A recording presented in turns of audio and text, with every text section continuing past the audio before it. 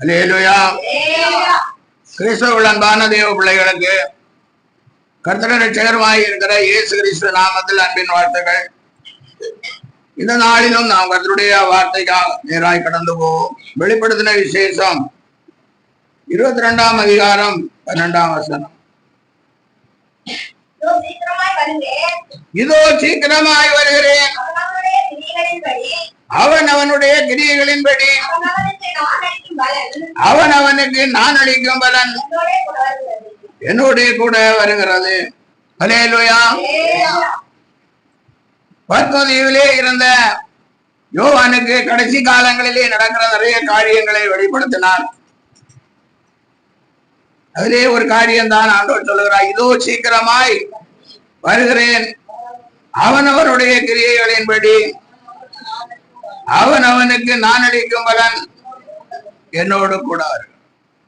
ஆண்டவராய் இயேசு கிறிஸ்து முதல் விசை மனுக்குலத்தின் ரட்சகராய் இந்த உலகத்திற்கு வந்தார். நமக்காக கல்வாரி சிலுவையிலே பாடுபட்டு மரித்து மரித்தோரிலிருந்து உயிரோடு எழுந்து பரலோகத்திற்கு சென்றார். அவர் பிதாவின் வலது பாரிசத்தில் நமக்காக பரிந்து பேசுகிறவராய் இருக்கிறார். அந்த ஆண்டவர் சொல்லுகிறார், இதோ சீக்கிரமாய் வருகிறேன். சீக்கிரமாய் வருகிறவர் நமக்கு என்ன கொண்டு வர போகிறார்? அவனவருடைய கிரியைகளின்படி அவன் அவனுக்கு நான் அளிக்கும் பலன் என்னோடு கூட வருகிறார். நாம் எல்லாம் தேவனுடைய பிள்ளைகளாயிருக்கிறோம், கிறிஸ்தவர்களாயிருக்கிறோம். உணர்வுள்ள கிறிஸ்தவர்களும் உண்டு,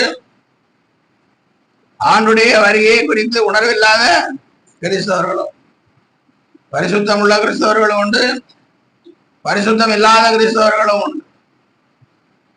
அக்கிரமம் செய்கிற கிறிஸ்தவங்கள் உண்டு, நன்மை செய்கிற கிறிஸ்தவர்களும் உண்டு. அல்லேலூயா. பாருங்க, 11ஆம் வசனத்திலே ஆண்டவர் அதை சொல்லுகிறார், அநியாயம் செய்கிறவன் இன்னும் அநியாயம் செய்யட்டும், அசுத்தமாய் இருக்கிறவன் இன்னும் அசுத்தமாய் இருக்கட்டும்,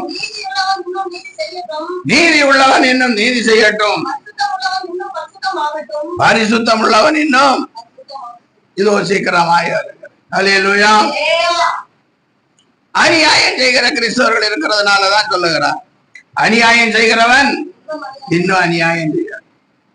அசுத்தமான கிறிஸ்தவர்கள் இருக்கிறதுனாலதான் சொல்லுகிறார், அசுத்தமாய் இருக்கிறவன் இன்னும் நீதி உள்ளவர்கள் இல்லாதனாலதான் சொல்லுகிறார், நீதி உள்ளவன். பரிசுத்தம் இல்லாதவர்கள் இருப்பதனாலதான் சொல்லுகிறார், பரிசுத்தம் உள்ளவன். ஆமா, பரிசுத்தம் இல்லாதவன் பரிசுத்தம் இல்லாமலே இருக்க. நிறைய பேருக்கு இயேசு கிறிஸ்து வருவாரா வரமாட்டாரா அதெல்லாம் தொடர்ந்து பார்க்கலாம். அல்லேலூயா. இயேசுவை தெய்வம் என்று ஏற்றுக்கொள்ளாத நிறைய பேர் இருக்கிறார். வெளிநாடுகளில் இருந்து சுவிசேஷத்தை இந்தியாவிற்கு எடுத்து வந்தார்கள். இந்தியாவிலே சுவிசேஷம் அறிவிக்கப்பட்டது, எல்லா நாடுகளுக்கும் சுவிசேஷம் அறிவிக்கப்பட்டது. ஆனால் இன்றைக்கு அந்த நாடுகளிலே தெய்வ பக்தி உள்ளவர்கள் இல்லை, இயேசுவை தெய்வம் என்று சொல்லுகிறவர்கள் அநேகர் இல்லை. அந்த நாடுகளிலே கிறிஸ்தவர் அல்லாதவர்கள் எல்லாம் அங்கே நிரம்பி போய் இருக்கிறார். அதனாலதான் ஆண்டவர் சொல்லுகிறார், பரிசுத்தம் உள்ளவன் இன்னும் பரிசுத்தமாகட்டும், இதோ சீக்கிரமாய் வருகிறேன், அவனவன் கிரியைக்கு தக்க பலன் அவனவன் கிரியைகளின்படி அவனவனுக்கு நான் அளிக்கும் பலன். ஆமா, பலன் கொடுக்க இயேசு வருகிறார். நம்ம எல்லாருக்கும் இந்த உலகத்திலே பல பாடுகளோடு போராட்டங்களோடு வாழ்ந்து கொண்டிருக்கிறோம். சில நேரத்திலே நாம் உண்மை சொல்வதனால் நமக்கு நஷ்டங்கள் உண்டாகிறது. ஆனால் ஆண்டவர் சொல்லுகிறார், உண்மை உள்ள மனுஷன் பரிபூரண ஆசீர்வாதங்கள், அந்த பரிபூரண ஆசீர்வாதத்தோடு வருகிறார்.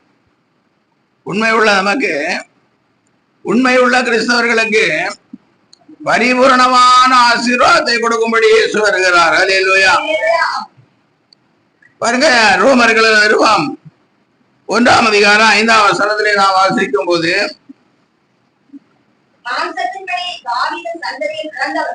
மாம்சத்தின்படி தாவீதின் சந்ததியில் பிறந்தவரும் பரிசுத்தமுள்ள ஆவியின்படி தேவனுடைய சுதனன்று மரித்தோரிலிருந்து உயிர் தெழுந்ததினாலே பலமாய் ரூபிக்கப்பட்ட தேவகுமாரனுமாய் இருக்கிறார். அல்லேலூயா. ஆண்டவராகிய இயேசு கிறிஸ்துவை பற்றி சொல்லும் போது அவர் மாம்சத்தின்படி தாவீதின் சந்ததியில் பிறந்தவரும் பரிசுத்தமுள்ள ஆவியின்படி தேவனுடைய சுதனன்று மரித்தோரில் இருந்து உயிரோடு எழுந்ததினால் தேவகுமாரனுமாய் இருக்கிறார். அல்லேலூயா. இப்படியாக இயேசு கிறிஸ்து மரித்தோரிலிருந்து உயிரோடு எழுந்தார். பாருங்க, லூக்கா எழுதின சுவிசேஷம் 24ஆம் அதிகாரம் 45ஆம் வசனத்திலிருந்து நாம் வாசிக்கும் போது, அப்பொழுது வேத வாக்கியங்களை அறிந்து கொள்ளும்படி அவருடைய மனதை அவர் திறந்து அவர்களை நோக்கி எழுதியிருக்கிறபடி கிறிஸ்து பாடுபடவும் 3ஆம் நாள் மரித்தோரிலிருந்து எழுந்திருக்கவும் வேண்டியதாயிருந்தது. அன்றியும் மனம் திரும்புதலும் பாவ மன்னிப்பும் எருசலேம் தொடங்கி சகல தேசத்தாருக்கும் அவருடைய நாமத்தினாலே பிரசங்கிக்கப்படவும் வேண்டியது. நீங்களும் இவைகளுக்கு சாட்சிகளாய் இருக்கிறீர்கள்.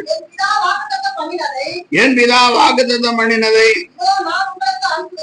இதோ நான் உங்களுக்கு அனுப்புகிறேன். நீங்களும் உன்னதத்தில் இருந்து வரும் பலனால் தரிப்பிக்கப்படும் வரைக்கும் எருசலேம் நகரத்தில் இருங்கள் என்றார். பின்பு அவர் பெத்தானியா வரைக்கும் அவர்களை அழைத்துக் கொண்டு போய் தம்முடைய கைகளை உயர்த்தி அவர்களை ஆசீர்வதித்தார். அவர்களை ஆசீர்வதிக்கையில் அவர்களை விட்டு பிரிந்து பரலோகத்துக்கு எடுத்துக் கொள்ளப்பட்டார். அல்லேலூயா. மரித்தோரிலிருந்து உயிரோடு எழுந்ததனால் தேவனுடைய குமாரன் தேவனுடைய சுதன் என்பதை பலமாய் நிரூபித்தார். அந்த தேவன் சீசர்களிடத்துக்கு தரிசனமாகி அப்பொழுது வேத வாக்கியங்களை அவர்கள் அறிந்து கொள்ளும்படி அவருடைய கண்களை அவர் திறந்தார். அல்லேலூயா. வேத வாக்கியங்களை அறிந்து கொள்ளும்படி இன்றைக்கும் நமது கண்களை ஆண்டவர் திறந்தாதான் நமக்கு வேத வாக்கியம் என்னன்னு தெரியும். இல்லைன்னா எத்தனை தடவை படிச்சாலும் படிச்சது நமக்கு என்னது தெரியவே. அப்போ எழுதியிருக்கிறபடி கிறிஸ்து பாடுபடவும் 3ஆம் நாளில் மரித்தோர்ந்து எழுந்திருக்கவும் வேண்டியது. எழுதியிருக்கிறபடி கிறிஸ்து மரித்தோர்ந்து மரிக்கவும் மரித்தோர்ந்து எழுந்திருக்கவும் வேண்டியது. அல்லேலூயா. அன்றையும் மனம் திரும்புதலும் பாவ மன்னிப்பும் எருசலேம் தொடங்கி சகல தேசத்தாருக்கும் அவருடைய நாமத்தினாலே பிரசங்கிக்கப்படவும் வேண்டியது. சொல்லும் போது அன்றையும் மனம் திரும்புதலும் பாவ மன்னிப்பும் எருசலேம் தொடங்கி சகல தேசத்தாருக்கு அவருடைய நாமத்தினாலே பிரசங்கிக்கப்பட வேண்டியது.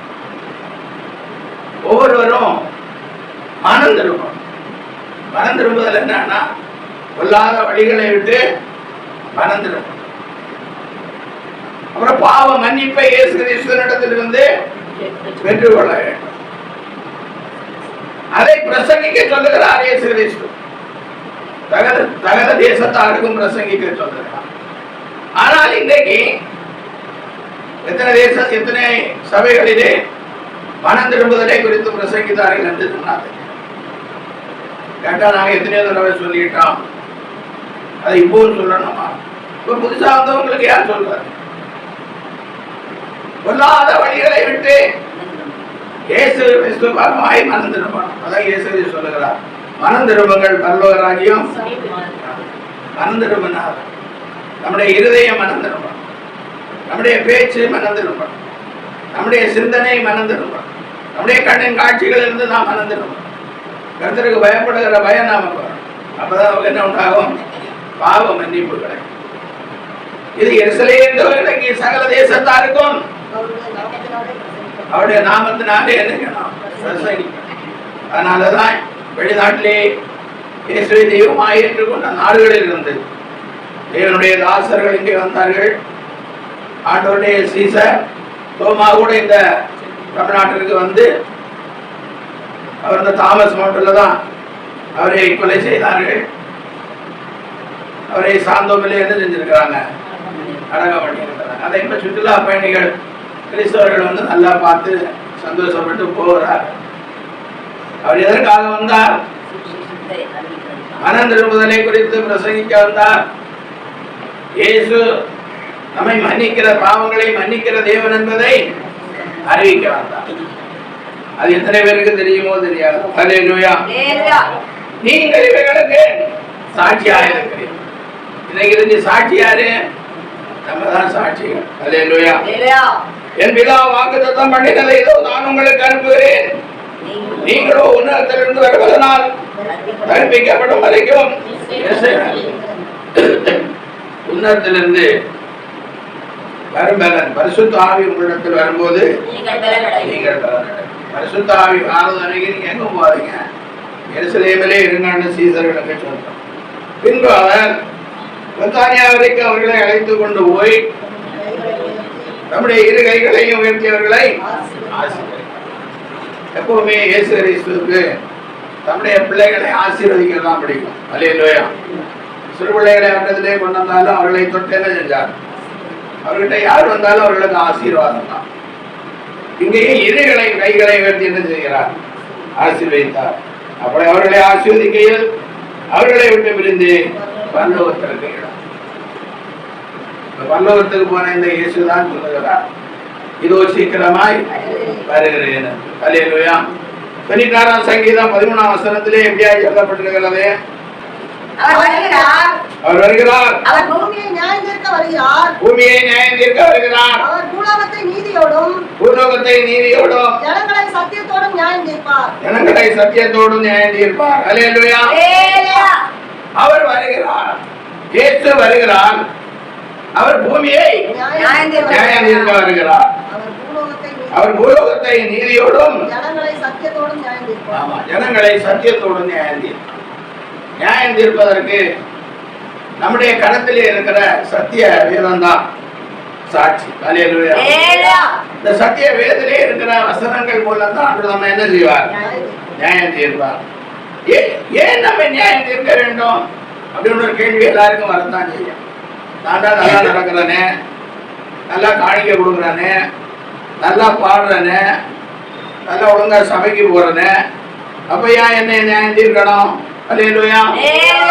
ஏசாயா தீர்க்கதரிசி மூலம் சொல்லும்போது ஏசாயா தீர்க்கதரிசியின் புத்தகம் 13ஆம் அதிகாரம் 11ஆம் வசனம், பாவத்து நிமித்தம் உலகத்தையும்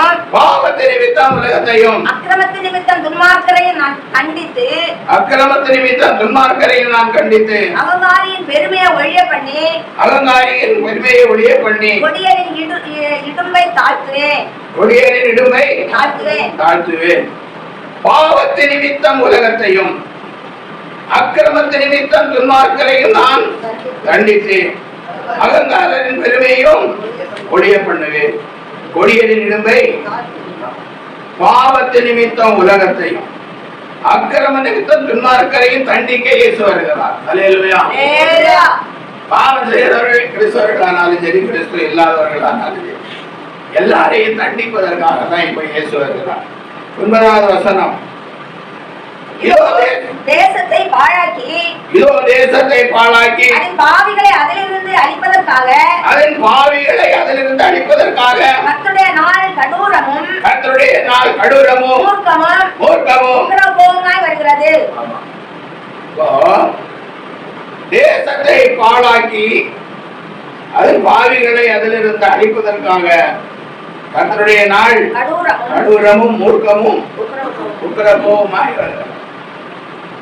தேவனுடைய பிள்ளைகளை அழிக்கிறார்கள், தேவனுடைய பிள்ளைகளை கொலை செய்கிறார்கள், தேவனுடைய சபைகளை எல்லாம் சுட்டரிக்கிறார்கள். என்னெல்லாமோ நம்ம இந்தியாவிலே, தமிழ்நாட்டிலே நடக்கிற காரியங்கள் நமக்கு தெரியும். இப்படி உலகத்திலே நிறைய காரியங்கள் தேவனுடைய பிள்ளைகளுக்கு விரோதமா என்ன செய்கிறது? நடந்து கொண்டு ஆளுகிறவர்கள் தேவனுடைய ஜனங்களை, இயேசு கிறிஸ்துவினுடைய பிள்ளைகளை அழிப்பதிலே தேவாலயங்களை இடிப்பதிலே ரொம்ப சந்தோஷப்படுகிறார்கள். அது ஒரு ஆறுதலின் வார்த்தைகள் கூட இந்நாளில் ஆளுகிறவர்கள் சொல்வதில்லை.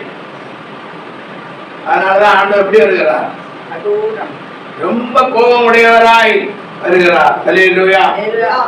தேசத்தை பாழாக்கி அதன் பாவிகளை அதிலிருந்து அழிப்பதற்காக கர்த்தருடைய நாள் கடூரமும் மூர்க்கமும் கடூரமாய் வருகிறார், மூர்க்கமாய் வருகிறார், உக்கிரகோமாய் வருகிறார். அல்லேலூயா. அதனாலதான் பாவிகள் எல்லாம் என்ன செய்ய சொல்லுகிறார்? எந்த பாவியானாலும் மனம் திரும்புங்கள், பரலோக ராஜ்யம் சமீபமாக இருக்கிறது என்று சொல்லுகிறார். அல்லேலூயா. இப்படி வருகிற தேவன் எப்படி உலகத்தை நியாயம் தீர்ப்பார் என்று சொன்னால், சங்கீதம் 50வது சங்கீதம் 5வது வசனம் 6வது வசனம் 4 வாசிகள். அவர் நம்முடைய ஜனத்தை நியாயம் தீர்க்க உயர இருக்கும் மானங்களையும் பூமியையும் கூப்பிடுவார். பாருங்க, அவர் தம்முடைய ஜனத்தை நியாயம் தீர்க்க உயர இருக்கும் வானங்களையும் பூமியையும் கூப்பிடுவார். நம்மை நியாயம் தீர்ப்பதற்கு உயர இருக்கிற வானங்களையும் கூப்பிடுவார், பூமியையும் கூப்பிடுவார். பூமியை கூப்பிடும் போது நம்முடைய வீடை கூப்பிடுவார், நம்ம வீட்டில் இருக்கிற எல்லா சுவரையும் கூப்பிடுவார், எல்லா மிஷின்களையும் கூப்பிடுவார், ஃபேனை கூப்பிடுவார், லைட்டை கூப்பிடுவார், நாம் படுத்திருக்கிற பெட்டு கட்டில் எல்லாவற்றையும் என்ன செய்வார்? அப்படித்தானே உள்ளது வேணாம். அல்லேலூயா. நம்முடைய ஜனங்களை நியாயம் தீர்க்க உயர இருக்கும் வானங்களையும் பூமியையும். அல்லேலூயா. அதனாலதான் அடுத்த சொன்னது சொல்லுகிறது, வழியினாலே என்னோட உடன்படிக்கை பண்ணின என்னுடைய பரிசுத்தவான்களை என்னிடத்தில் கூட்டுங்கள் என்பார். ஆமா, இந்த நியாய தீர்ப்புக்கு பலியினாலே என்னோட உடன்படிக்கை பண்ணின என்னுடைய பரிசுத்தவான்களை என்னிடத்தில் கூட்டுங்கள். பலியினாலே, பலி என்றால் பழைய காலத்துல ஆடு மாடு இதெல்லாம் பலி செலுத்துவார்கள். ஆடுடைய கட்டளை அப்படி, நியாயப்பிரமாணம் அப்படி சொல்லுறாங்க. புதிய ஏற்பாடுல என்னன்னா, சோத்திர பலியிடுகிறவன் தேவனை மெய்வர். இப்போ எவ்வளவு சோத்திர பலி அதிகமாய் செலுத்தின பரிசுத்தவான்கள் இருக்கிறார்களோ அவர்களை தேவன் என்ன செய்வார்? நான் சில சபைகளுக்கு ஊழியத்துக்கு வருகிறதுக்கு முன்னால இரவு ஜபத்துக்காக நாங்கள் சென்றிருக்கோம். ஒரு குறிப்பிட்ட நேரம் முடிஞ்சா புதுசா போனவங்க எல்லாம் என்ன செய்வாங்க? இருக்கிற இடத்துலயே தூங்கிடுவாங்க, இல்ல வெளியே வராந்தால எல்லாம் தூங்குவாங்க. ஆனா பாருங்க, அங்க இருக்கிற ஊழியர்களும் ஊழியக்காரிகளும் முதிர்ந்த விசுவாசிகளும் பாருங்க, விடிய விடிய சோத்திரம் பண்ணி கொண்டே இருப்பாங்க. ஒரு ஆச்சரியமான காரியம். இப்ப நம்ம கூட அதை என்ன செய்ய முடியல, செய்ய முடியல, பேசத்தான் முடியும், அந்த அளவுக்கு செய்ய முடியல. அப்போ பலியினாலே என்னோட உடன்படிக்கை பண்ணின பரிசுத்தவான்களை என்னிடத்தில். நாம சபையில இருக்கிற நேரம், ஆராதனையில இருக்கிற நேரம் சோத்திர பலி செலுத்தினாதான் உண்டு.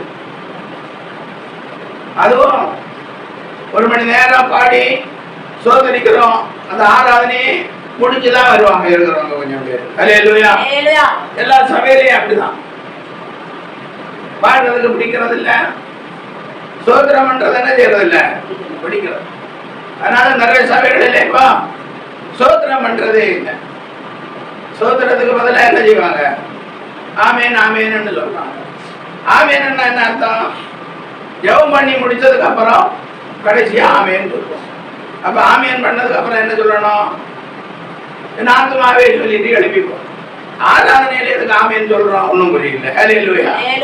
எனக்கு சில காரியங்கள் மிகவும் ஆச்சரியமா இருக்கிறோம். பரிசுத்தவான்களுடைய காரியங்கள் ரொம்ப ஆச்சரியமா இருக்கிறோம். இவர்களுக்கு இந்த ஞானத்தை தேவ ஆவியானவர் தான் கொடுத்தாரா, இல்ல விசாரித்தாரா என்று எனக்கு மிகவும் ஆச்சரியமாக இருக்கிறது. ஒவ்வொருத்தர் ஒவ்வொரு விதமான ஆராதனை. ஆனால் வேதம் என்ன சொல்லுகிறது? பலியினாலே என்னோட உடன்படிக்கை பண்ணின என்னுடைய பரிசுத்தவான்களை என்னிடத்தில் கூட்டுங்கள் என்பார். அவங்க தான் ஆண்டுடைய கோபத்தை நாளில் என்ன செய்வாங்க? நிறைய ஸ்தோத்திரம் பண்றான். நிறைய ஆண்டுடைய கணக்கின்படி நிறைய செய்யணும், நம்முடைய கணக்கின்படி கிடையாது. அல்லேலூயா. நான் எல்லாம் ஊழியத்துக்கு வந்த நேரத்துல ஊழியம் குறையும், வெளியே போற வேலை குறையும், சாப்பிட்றதுக்கு ஆகாரமும் குறையும். அதனாலதான் வெள்ளி சனி 2 நாள் என்ன செய்வேன்? பாஷையும் போட்டுருவேன். பாருங்க, ராத்திரியும் பகல் சோத்திரம் தான், வேத வசனங்கள் தான் வாயிறது. அப்படி கொஞ்ச நாள் போனதுக்கு அப்புறம் தான் பாக்குறவங்க எல்லாம் எங்க சபைக்கு ஒரு நாள் என்ன செய்யுங்க, பார்க்க செய்தி கொடுங்க. அப்போ இந்த உலகத்திலே என்னை ஒரு சாட்சியா வைத்திருக்கிறார். சோத்திர பலி செலுத்தினதுனால ஊழிய பாதையிலே ஆண்டவர் அழைப்புகளை உண்டு பண்ணுவார். ஆனா இன்னும் அதிகம் சோத்திரங்களை செலுத்தினவர்களுக்கு என்ன செய்வார்? பரிசுத்தவான்களை லிஸ்ட்ல அவர்களை என்ன செய்வார்? கூட்டிட்டு. நம்ம வீட்டுல எவ்வளவுதான் சோத்திரம் பண்றோமோ எவ்வளவு பாடுறோமோ தெரியாது. ஆனா சபையில என்ன செய்யணும்? சோத்திரமும் செய்யணும், பாட்டும். ஒரு பாட்டு பாடுனா 5 நிமிஷம், ஒரு பாட்டு பாடுனா 10 நிமிஷம் என்ன செய்யணும்? சோத்திர பலி எடுக்கிறவன் தேவனை மகிமைப்படுத்துகிறான் என்று சங்கீதம் 50:23 சொல்லப்பட்டிருக்கிறார். ஏசாயா 43:21 சொல்லப்பட்டிருக்கிறது. இந்த ஜனத்தை எனக்காக ஏற்படுத்தினேன், இவர்கள் என் துதியை சொல்லுவார். ஆண்டருடைய ஜனம் யாரோ, ஆண்டருடைய பிள்ளைகள் யாரோ, அவர்கள் என்ன சொல்லிக் கொண்டிருப்பார்கள்? ஆண்டவரை துதித்துக் கொண்டே இருப்பார். அப்படியே துதித்துக் கொண்டிருக்கிற தேவ ஜனத்தை ஆண்டவர் சொல்லுகிறார், பலியினாலே என்னோட உடன்படிக்கை பண்ணின பரிசுத்தவான்களை என்னிடத்தில் அவர்கள் தான் பரிசுத்தவான். இதெல்லாம் உட்கார்ந்து யோசித்து பார்க்கும் போது நாம் எங்கேயோ இருக்கிறோம் என்று நினைக்க வேண்டியதா இருக்கிறோம். ஊழியக்காரனே, அப்ப விசுவாசிகள் என்ன நினைக்கிறீங்க? நான் விசுவாசிக்கிறேன், கண்டிப்பா என்ன செய்வேன்? கை சொன்னா எல்லாரும் கொஞ்சம் உட்கார்ந்து ஆண்டவருடைய வார்த்தைகளை என்ன செய்யணும்? நாம் நிதானித்து அறிந்தோமானால் இல்லைன்னா ஒரு நியாய தீர்ப்பு. ஆண்டுடைய வார்த்தை தான் நமக்கு என்னதான் இருக்கிறது? அடுத்து வெளிப்படுத்தின விசேஷம் 1ஆம் அதிகாரம் 7ஆம் வசனம். வெளிப்படுத்தின விசேஷம் 1:7. இதோ மேகங்களுடனே வருகிறார், கண்கள் யாவும் அவரை காணும், அவரை குத்துனவர்களும் அவரை காண்பார்கள், பூமியின் கோத்திரத்தார் எல்லாரும் அவரை பார்த்து புலம்புவார்கள். அப்படியே ஆகும். ஆமென். இதோ மேகங்களுடனே வருகிறார். மேகத்தினால் எடுத்துக் கொள்ளப்பட்டவர் எப்படி வருகிறார்? மேகங்களுடனே வருகிறார். கண்கள் யாவும் அவரை குத்தினவர்களும் எல்லாரும், தேவனுடைய பிள்ளைகளுடைய கண்களும் அவரை காணும்.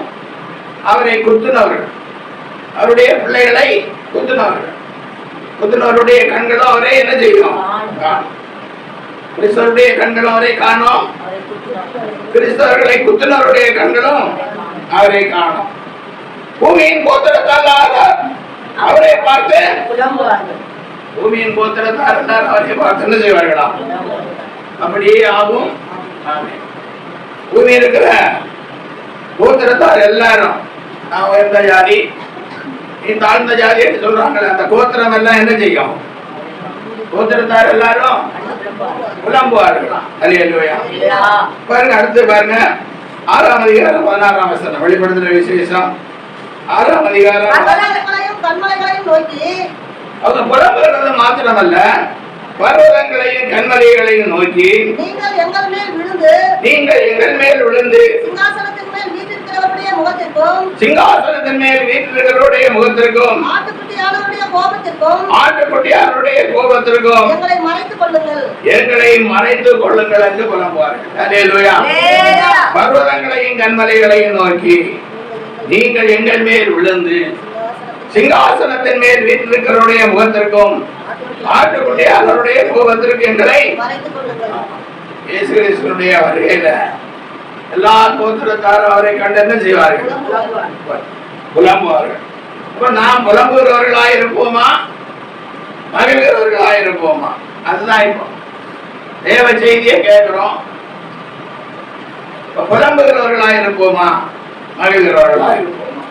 பர்வதங்களையும் கண்களையும் நோக்கி நீங்கள் எங்கள் மேல் விழுந்து சிங்காசனத்தின் மேல் வீற்றிருக்கிறவருடைய முகத்திற்கும் ஆட்டுக்குட்டியானவருடைய கோபத்திற்கும் எங்களை மறைத்துக் கொள்ளுங்கள். ஆட்டுக்குட்டியானவருடைய கோபத்திற்கு எங்களை என்ன செய்யுங்க? மலைகளையும் பர்வதங்களையும் நோக்கி சொல்றாங்க. நமக்கு சென்னை பக்கத்துல மலையெல்லாம் கொஞ்சம் குறைவுதான், தாமஸ் மவுண்ட் எல்லாம் தான் இருக்குது. அது பெரிய மலை கிடையாது, நிறைய பேரை மறைக்க முடியாது. மலை என்ன செய்யும்?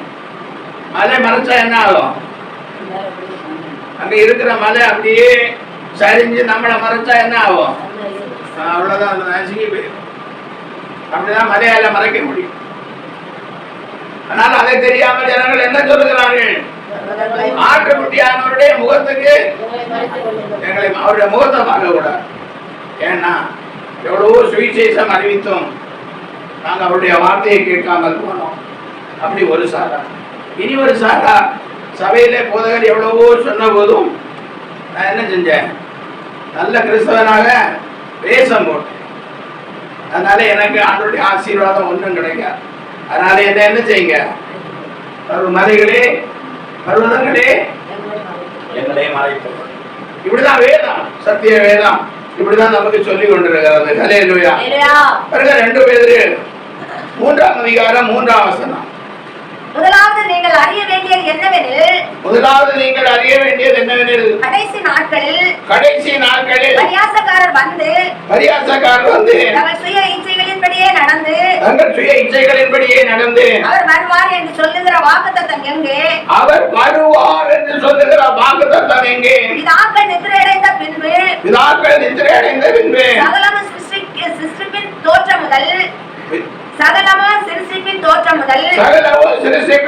முதல் இருந்த விதமாய் இருக்கிறதே என்று சொல்வார்கள். ஹல்லேலூயா. கடைசி நாட்களில் பரியாசக்காரர் தோன்றி அவர் வருவார் என்று சொன்ன வாக்குத்தத்தம் எங்கே என்று கேட்பார். ஹல்லேலூயா. நிறைய சபையில அப்படிதான் உயிர்த்தெழுதல் முடிஞ்சு போச்சா. இப்ப 1000 வருட அரசாட்சியா. 1000 வருட அரசாட்சியில டெய்லி கொலையா நடக்கும், டெய்லி அகால மரணங்களா நடக்கும். குடிக்க போறவன் அங்கேயே செத்துறான், வண்டியில போறவன் அங்கேயே போய் இடிச்சு செத்துறான், ட்ரெயின்ல போனா ட்ரெயின் வண்டிகள் கடந்து போகுது, பிளைன்ல போனா பிளைனை காணும். இதெல்லாம் 1000 வருட அரசாட்சியில நடக்குமா?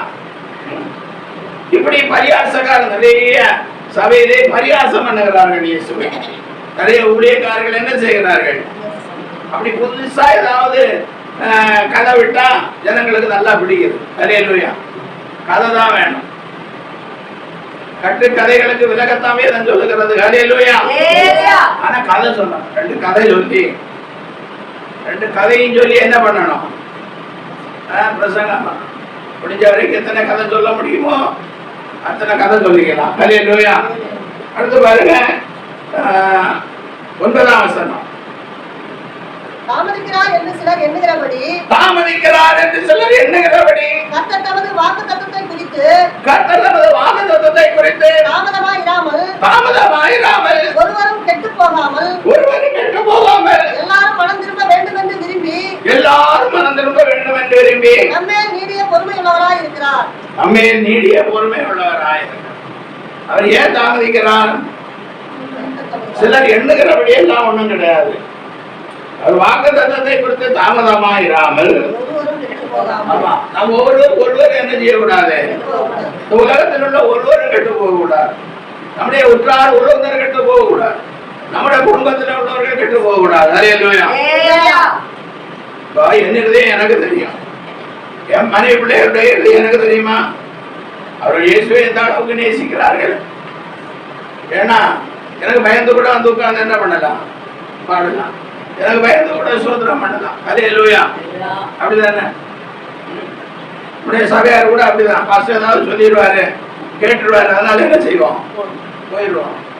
அதெல்லாம் ஒரு கிடையாது. தாமதிக்கிறாரு அதற்காக நாம் ஒருவரும் கெட்டு போகக்கூடாது, ஒரு பாஸ்டரும் கெட்டு போக கூடாது, ஒரு விசுவாசியும் கெட்டு போக கூடாது. எந்த அந்த காரணத்தினாலதான் ஆண்டவர் என்ன செய்கிறார், ஒரு படுக்கையில 2 பேர் படுத்திருப்பார்கள், ஒருவர் எடுத்துக் கொள்ளப்படுவார், ஒருத்தர் கைவிடப்படுவார். வயதிலே 2 பேர் வேலை செய்து கொண்டிருப்பார்கள், ஒருவர் எடுத்துக் கொள்ளப்படுவார், ஒருவர் கைவிடப்படுவார். 2 ஸ்திரீகள் எந்திர அழைத்துக் கொண்டிருப்பார்கள், ஒருவர் எடுத்துக் கொள்ளப்படுவார், ஒருவர் கைவிடப்படுவார். அல்லேலூயா.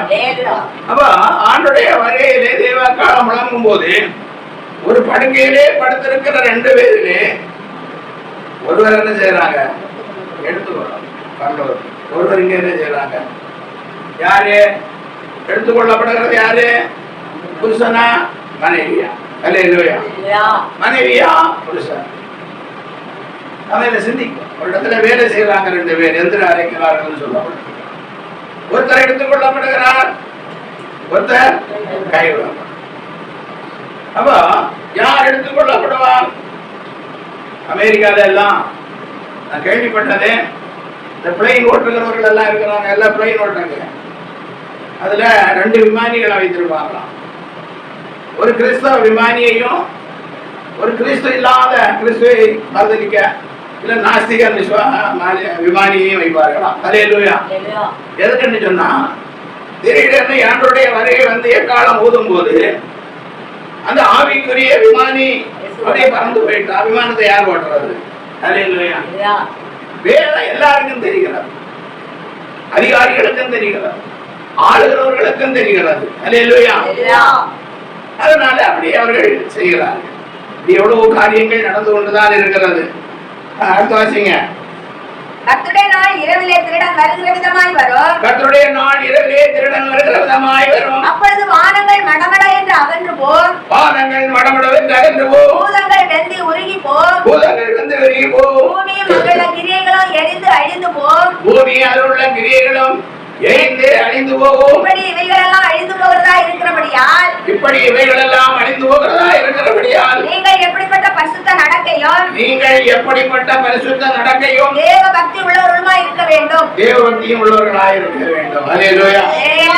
கர்த்தருடைய நாள் இரவிலே திருடன் வருகிற விதமாய். அல்லேலூயா. எல்லாம் திருடர்கள் முகமூடி போட்டு வர்றாங்க, கத்தி துப்பாக்கி எல்லாம் எடுத்து வராங்க. அல்லேலூயா. அப்படி கேள்விப்படுகிறோமா? எல்லாம் எவ்வளவுதான் கேமரா பொறுத்தினாலும் கேமராவுக்கு முதல்ல என்ன போடுறான்? சட்டம் போடுறான். அல்லேலூயா. கேமராவுக்கு முகமூடி போட்டுறான் முதல்ல. அல்லேலூயா. அப்போ திருடன் கர்த்தருடைய நாள் இரவிலே திருடன் வருகிற விதமாய் வரும். அப்பொழுது வானங்கள், ஆமா, இருக்கிற வானங்கள் எல்லாம் மடமடந்து அகன்று போகும். பூதங்கள் வந்து உருகி போகும். பூமி அதனுள்ள கிரியைகளும் எரிந்து அழிந்து போகும்.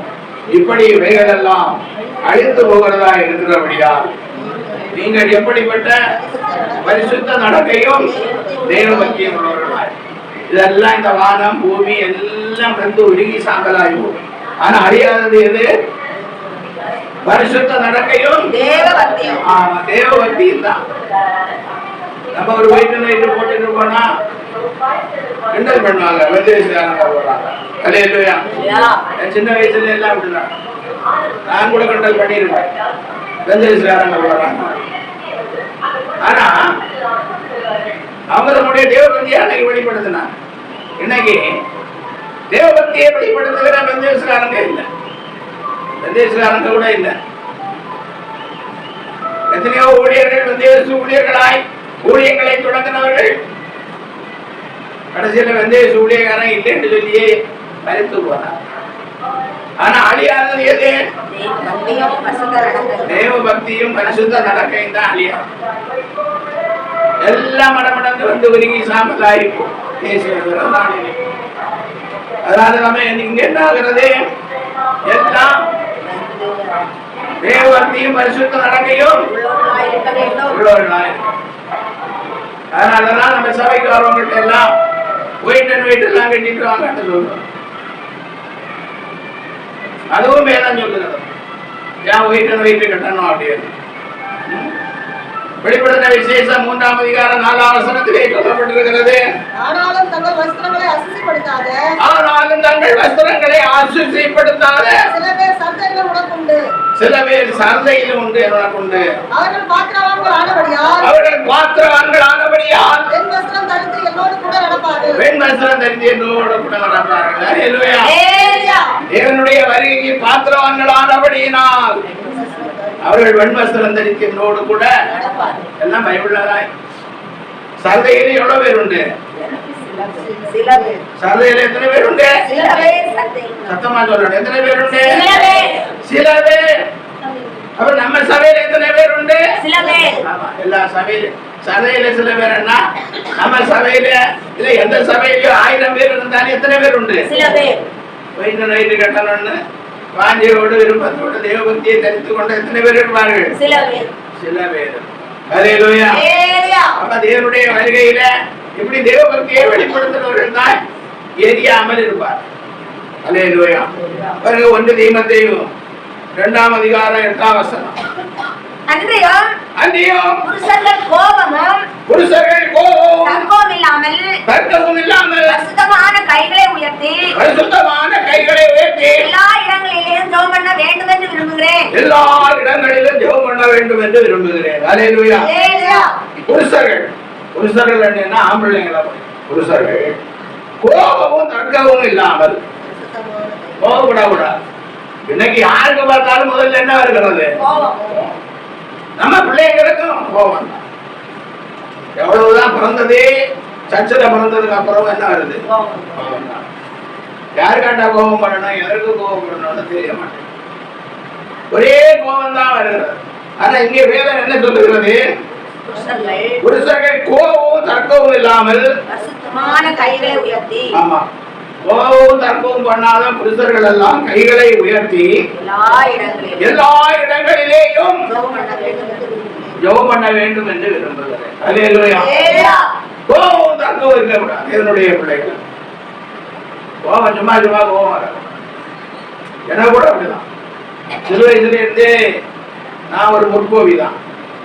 ஊழியத்துக்கு வந்ததுக்கு அப்புறம் நிறைய காலம் கோபம் தான். இப்பதான் கொஞ்சம் என்ன பண்ணி இருக்குது, கொஞ்சம் கோபம் குறைஞ்சிருக்கு. வயசானதுனால குறைஞ்சுதான் இல்ல ஆண்டவரே கோபத்தை குறைச்சாரான்னு தெரியல. அல்லேலூயா. உண்மையை சொல்லணும் இல்ல, உண்மையை சொல்லணும் இல்ல. அப்போ பரிசுத்தமான கைகளை உயர்த்தி எல்லா இடங்களிலேயும் ஆமா ஜெபம் பண்ண வேண்டும் என்று. அல்லேலூயா.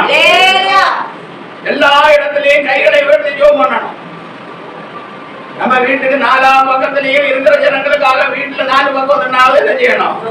கைகளை வேண்டி ஜெபம் பண்ணணும். மாடியில ஏறி இவங்களை எல்லாரும் செய்ய மாட்டோம்.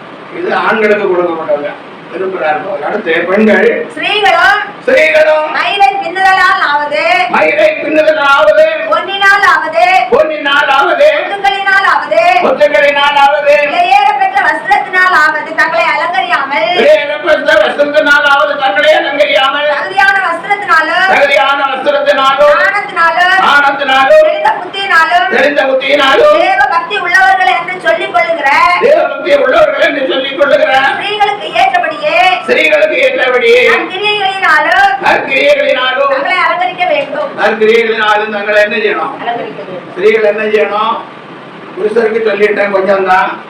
அவங்க கோபமும் தர்க்கமும் இல்லாம வாழ்கிறவர்களாக இருக்கணும். கோபப்படுகிறவர்களாக இருந்து எவ்வளவு ஜெபம் பண்ணி பிரயோஜனம் இல்லை. எதுக்கு எடுத்தாலும் வீட்டுல தர்க்கம், வேலை செய்யற இடத்துல தர்க்கம், போற இடத்துல தர்க்கம், சொந்தக்காரர்கிட்ட தர்க்கம். அது அந்த ஜெபம். அப்ப பரிசுத்தமான கைகள் நமக்காட்ட என்ன செய்யாது? இருக்கா? புருஷர்கள் என்ன எல்லா ஆம்பளைங்களையும் தான் சொல்றாங்க. அல்லேலூயா. அவர்கள் பரிசுத்தமான கைகளை உயர்த்தி எல்லா இடத்திலேயும் என்ன செய்யணும்? ஜெபம் பண்ண வேண்டும் என்று விரும்புகிறேன். ஸ்திரீகளும் மயிலை என்ன செய்யக்கூடாது? பின்னக்கூடாது. பொன்னினாலாவது முத்துக்களினாலாவது வஸ்திரத்தினாலாவது விலையிடப்பெற்ற வஸ்திரத்தினாலாவது தங்களை அலங்கரியாமல் தங்களை அலங்கரிக்க கூடாது. மயிரை கூட பின்ன கூடாது. அதனாலதான் வெளிநாட்டில் உள்ள பொம்பளைங்க எல்லாம் மயிரை பின்னக்கூடாதுன்னு சொன்னதுனால மயிரை கிராம கேட்டாங்க.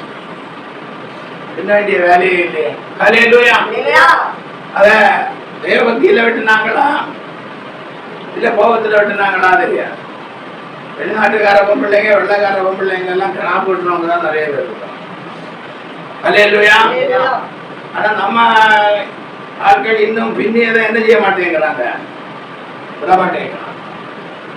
பாஸ்டருக்கு அப்பா வந்து சொன்னா கூட என்ன செய்ய மாட்டோம், நாங்க பின்னி கொண்டுதான் இருப்போம். பின்னுவோம், பூ வைப்போம், புரிஞ்சா பொட்டு வைப்போம், பாஸ்டருக்கு தெரியாம அப்படின்னு தான் நிறைய பேர் சொல்லி கொண்டிருக்கிறார்கள். ஹல்லேலூயா.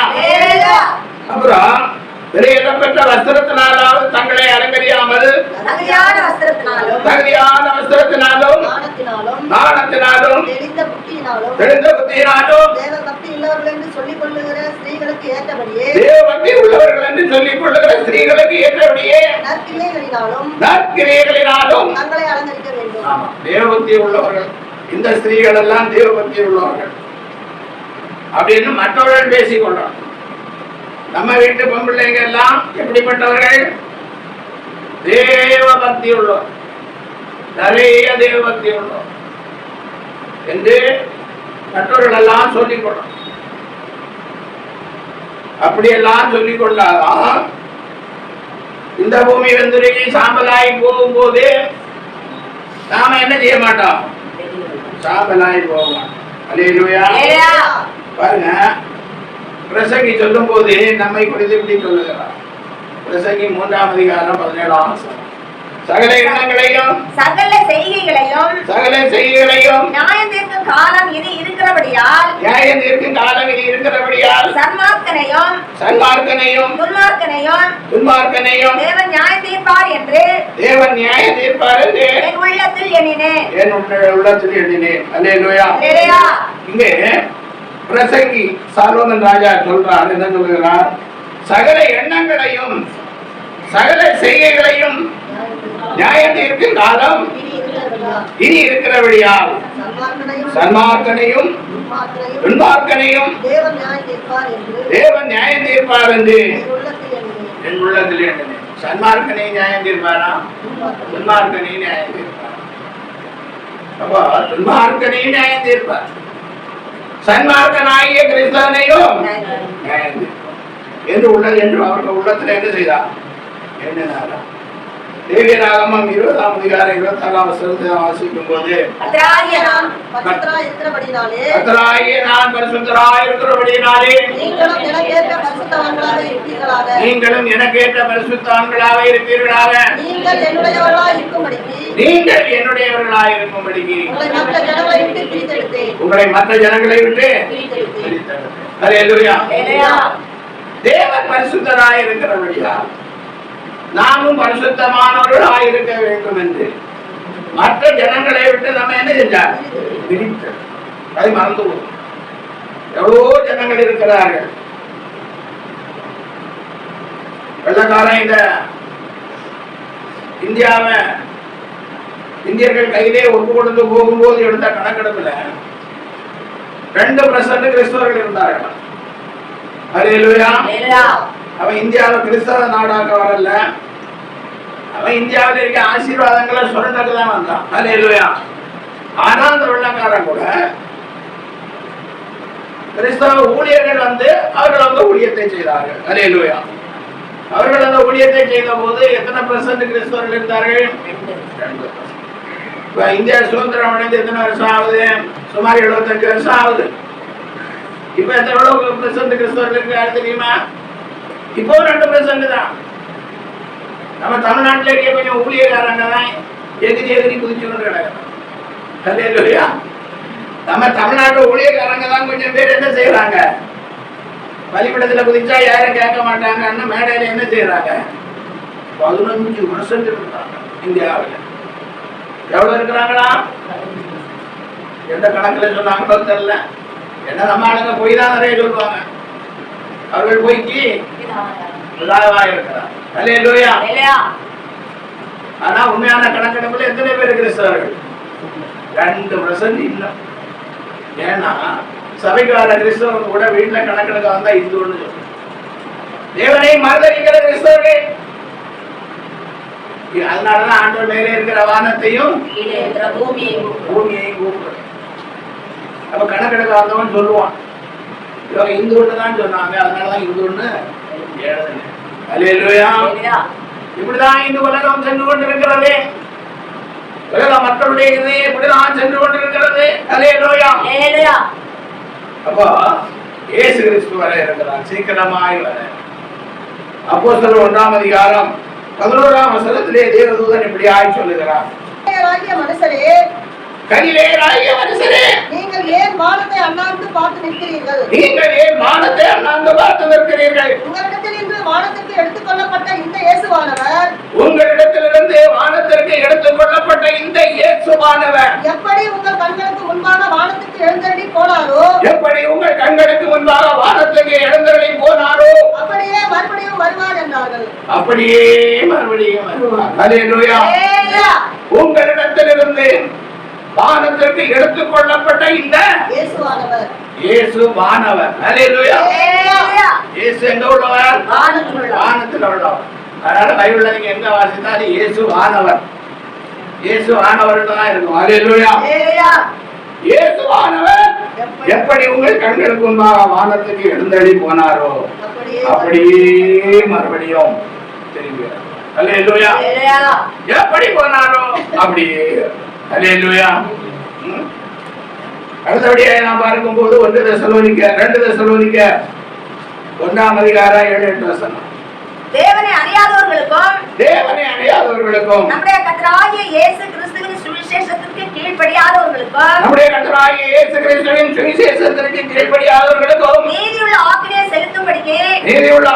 செலுத்தும்படிக்கு கர்த்தராகிய இயேசு தமது வல்லமையின் தூதரோடும் ஜுவாலித்து எரிகிற அக்கினியோடும் வானத்திலிருந்து வெளிப்படும் போது அப்படி ஆகும். அல்லேலூயா. தேவனை அறியாதவர்களுக்கும் நம்முடைய கர்த்தராகிய இயேசு கிறிஸ்துவின் சுவிசேஷத்திற்கு கீழ்ப்படியாதவர்களுக்கும் நீதியுள்ள ஆக்கினையை செலுத்தும்படிக்கு கர்த்தராகிய இயேசு நமது வல்லமையின் தூதரோடும் ஜுவாலி தெரிகிற அக்கினியோடும் வானத்திலிருந்து வெளிப்படும் போது அப்படியா. அல்லேலூயா. ஆண்டவர் எதற்காக வருகிறார்? பூமியை நியாயம் தீர்க்க வருகிறார். பூமியை நியாயம் தீர்க்க வருகிறவர் தேவனை அறியாதவர்களுக்கும். நிறைய இடத்துல இயேசு யாருன்னு தெரியாதுன்னு சொல்லிடுவாங்க. அல்லேலூயா. இயேசு யாருன்னு தெரியாதுன்னு சொல்லுவாங்க. அவர்களுக்கும் கர்த்தராகிய இயேசுவின் சுவிசேஷத்திற்கு நமக்கு இயேசு கிறிஸ்துவினுடைய சுவிசேஷத்தை கீழ்ப்படியாத நமக்கும் நீதியுள்ள ஆக்கினையை செலுத்தும்படிக்கு கர்த்தராகிய இயேசு தமது வல்லமையின் தூதரோடும் ஜுவாலி தேறுகிற அக்கினியோடும் வானத்திலிருந்து வெளிப்படும் போது அப்படியா. இயேசுவை அறியாதவர்களுக்கும் தண்டனை, இயேசு கிறிஸ்துவினுடைய சுவிசேஷத்துக்கு கீழ்ப்படியாதவர்களுக்கும் தண்டனை. அல்லேலூயா. அடுத்தபடியாய் பாருங்க, யூதர்களுடைய நிருபம் வெளிப்படுதலை விசேஷம் பக்கத்தில் இருக்கும். அதை எங்கும் தேடாதீங்க. 15ஆம் வசனம். ஒரே நமக்கு விரோதமாய் அவபக்தியுள்ள பாவிகள் பேசின கடின வார்த்தைகள் எல்லாவற்றின் நிமித்தமும் அவர்களை கண்டிக்கிறதற்கும் ஆயிரமான நமது பரிசுத்தவான்களோடு கூட கர்த்தர் வருகிறார் என்று முன்னறிவித்தார். அல்லேலூயா. அப்போஸ்தலனாகிய யூதா இப்படி சொல்லுகிறார், நமக்கு விரோதமாய் பேசின கடின வார்த்தைகள் எல்லாவற்றின் நிமித்தமும் அவர்களை கண்டிக்கிறதற்கும் ஆயிரமான பரிசுத்தவான்களோடு இயேசு வருகிறார். அல்லேலூயா. நிறைய பேசுவாங்க.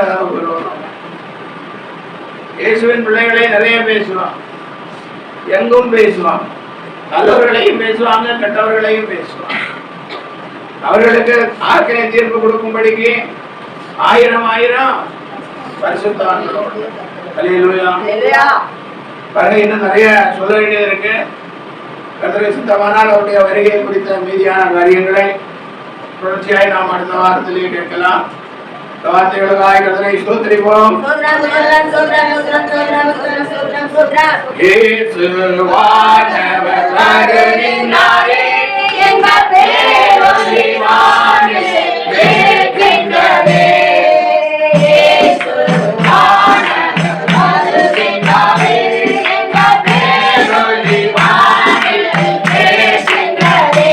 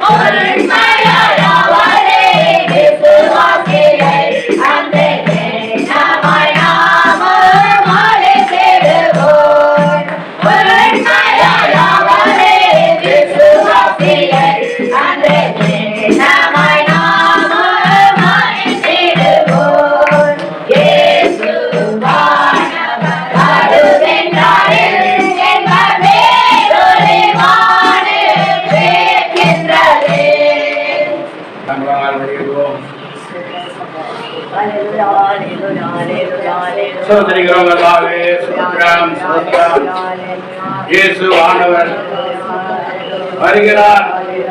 இந்த பேரொளி நம்முடைய காதுகள் எல்லாம் கேட்கிறது.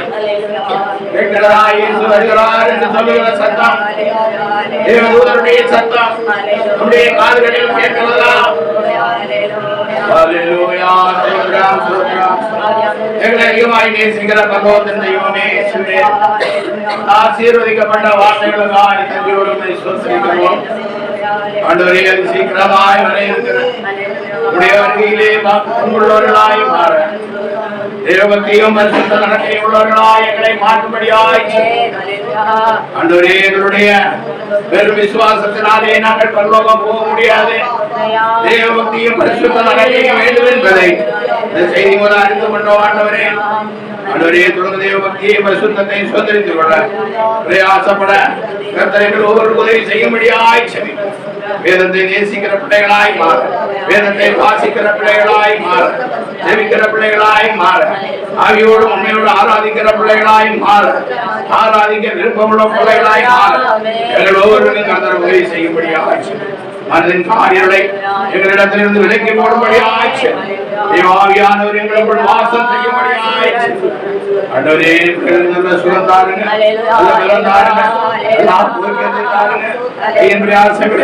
ஆசீர்வாதமாகி பிள்ளைகளுடைய இல்லங்களிலும் பிள்ளைகள் சொல்லுகிற எல்லா இடங்களிலும் இவர்கள் தேவனுடையவர்கள், இயேசுனுடையவர்கள் என்று சொல்லத்தக்கதான் அந்த கிருபையை பிள்ளைகளுக்கு தரும்படியாய் சரி. தேவாவியானவர் பிள்ளைகளால் இறந்தபடியாய் சரி. தேவனும் தீர்க்காயுஷ்மானவர் பிள்ளைகளோடு கூட இருந்து பிள்ளைகளை வழிநடத்துவீராக. நன்மை கிருபையை தொடரட்டும், ஜீவனை ஆசீர்வாதத்தை கட்டும். இயேசு நாமத்தில் பிதாவே, ஆமென். நாத்மாவே ஸ்தோத்திரி, ஸ்தோத்திரி, நாத்மாவே ஸ்தோத்திரி, கர்த்தருடைய சகல உபகாரங்களை மறவாதே. அவருடைய மனிதே குறைகளெல்லாம் குணமாக்கி குமாரனை அழைத்து விலக்கிவிட்டு திருவிழாவிலும் சுற்றி நன்மையாகும் வாயை திருப்தியாக்கிறார். அவருக்கு சமாய்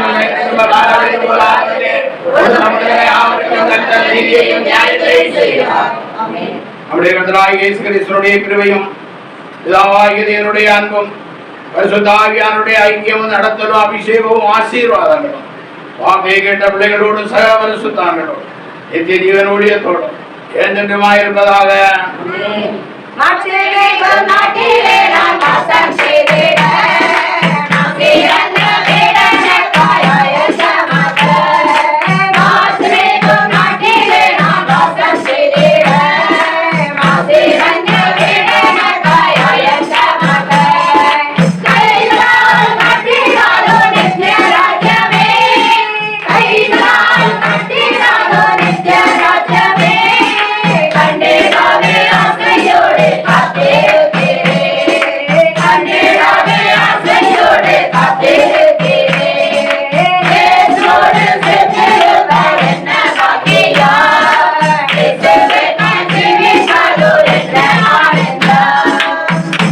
Hallelujah. Hallelujah. Hallelujah. கர்த்தருடைய யாவரையும் ஆசீர்வதிப்பாராக. God bless you. Praise God.